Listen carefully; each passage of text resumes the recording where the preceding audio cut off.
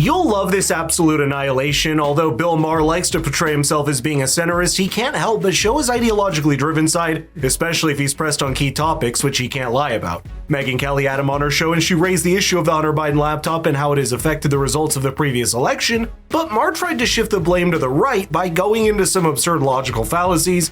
Needless to say, Megyn managed to shut it down and eventually left him speechless, but before I delve deeper into it, watch the clip. But I do think there's a difference between it was stolen, the nonsense with Dominion voting machines and all that, versus it wasn't fair.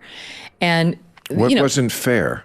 The election. Don't get me started. What wasn't fair? Okay. Well, the How election. About the suppression of the Hunter Biden laptop story? Just for one. Oh, for fuck's sake! Really? Oh, then we're not as alike as you think.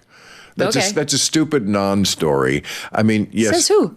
There are polls that show some 10 to 12% of the electorate says they would have changed their mind had they seen it, had they known about it. It wasn't right. It wasn't right to suppress it, but nobody gives a fuck about Hunter Biden's dick. It wasn't about Hunter Biden's man parts. It was about the scandal of his corruption and his dad's corruption. Just to give a bit of context here, the Hunter Biden laptop, which was discovered in a Delaware repair shop, allegedly contains emails, texts, and financial records that suggest Hunter Biden engaged in dubious business dealings in countries like Ukraine and China. These activities were conducted while leveraging his father's political influence as vice president. The content on the laptop allegedly reveals not only Hunter Biden's carelessness, but also potential conflicts of interest and ethical breaches involving the Biden family. For instance, some emails suggest Hunter Biden introduced business associates to his father, raising concerns about inappropriate connections between private business interests and the second highest public office in the United States at that time. The alleged communications indicate a pattern where Hunter's overseas business dealings might have benefited from Joe Biden's political position,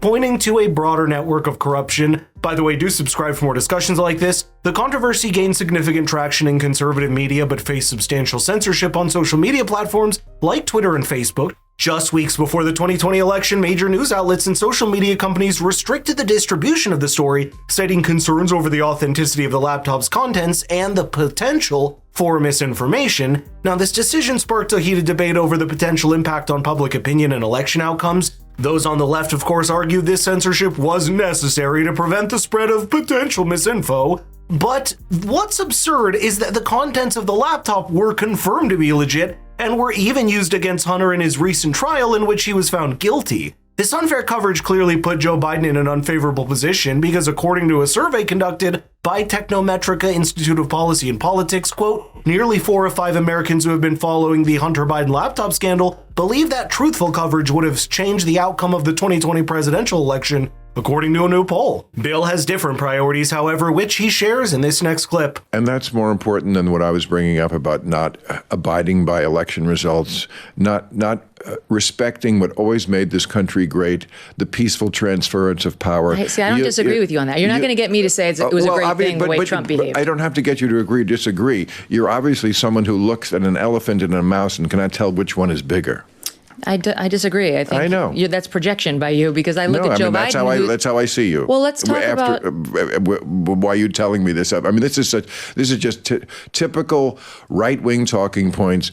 The evil Hunter Biden and the evil Joe Biden. And look, do I like them? No, I don't particularly like them. I think they're very flawed. Listen. It's not nearly on the scale. Well, it's not just talking points. If what's being said is true, Bill is using deflecting tactics to shift blame from the Bidens to Trump, thinking that he's achieved something here, but he's missing that Kelly and a lot of people on the right view what Trump did was wrong. The same couldn't be said about the Democrats who continue to defend Biden to this very day. The left loves to use this deflection game to push blame to the other side by highlighting the wrongdoings of the right. By doing so, they aim to divert public attention and scrutiny away from themselves, creating a narrative that emphasizes the faults of the opponents while minimizing their own issues. Another tactic involves leveraging the MSM to amplify these deflections, which plays a significant role in shaping public perception by prioritizing stories that criticize the right while downplaying or ignoring negative news about the left. This media bias creates an echo chamber effect where only certain viewpoints are heard and reinforced, further deflecting attention from any faults the Democrats have.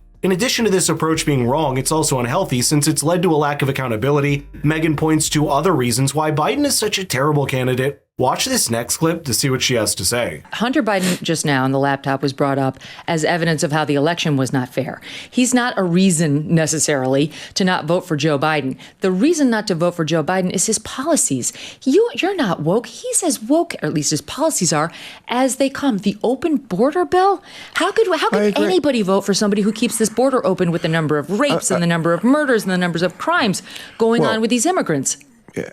But again, these are the normal sorts of issues we've always had in this country that should be taken care of through the normal process we've had. You're talking about the difference between I'm talking about the difference between this and something fundamental, which is our democracy. The fact that you have to respect who wins an election, or else you don't have the kind of country we've always had before. Just because something's wrong, and in this case illegal, has been happening for a long time doesn't negate the fact that the absolute need of change has to, of course, happen. The left loves to do this, especially when the key issues of immigration and the state of economy are brought up. They caution against voting for Donald Trump, framing him as a unique danger to democratic norms and institutions. Their narrative suggests that unlike other political opponents, Trump represents an existential threat to the American democratic system. This fear-based appeal aims to mobilize voters who might be dissatisfied with the status quo, but are more concerned about the potential risks of a Trump presidency. However, continually diverting responsibility for persistent issues like immigration undermines the left's credibility by pointing to the longevity of these problems without offering any solutions. They risk appearing complacent or ineffective. They also fail to acknowledge that if Trump wins, it'd be through the same democratic channels they claim to cherish. So essentially, they're the ones who constitute a threat to democracy, particularly if it doesn't go their way.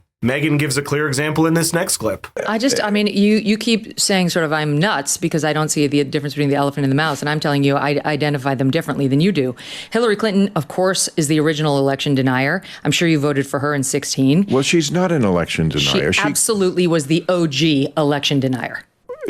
First of all, she came out before the sun had risen to concede the election to Trump. And then spent the next 4 years saying he was illegitimate. He was an illegitimate president. Okay, well, first of all, she didn't say he was an illegitimate. Yes, she did. You tell me exactly what she said. She said those exact words repeatedly. Okay.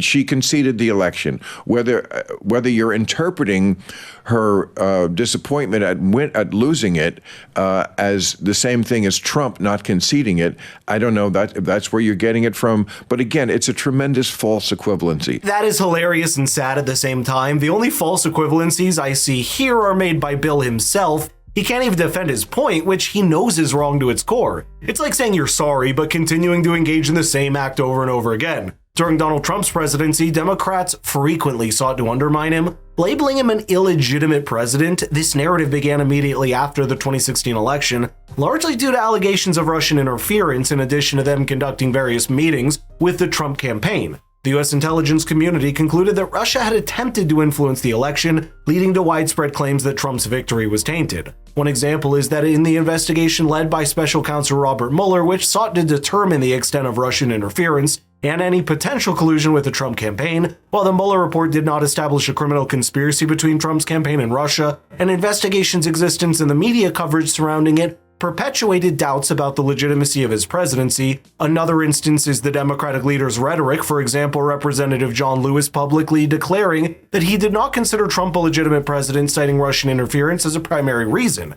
Additionally, numerous Democratic lawmakers boycotted Trump's inauguration, signaling their refusal to accept his election as valid. So it's clear that although Hillary conceded the 2016 elections to Trump, the entire party's actions moved in the opposite direction. I think your Facebook friends have a lot to say about this one, so go share it with him and let's get the conversation rolling in the comments down below.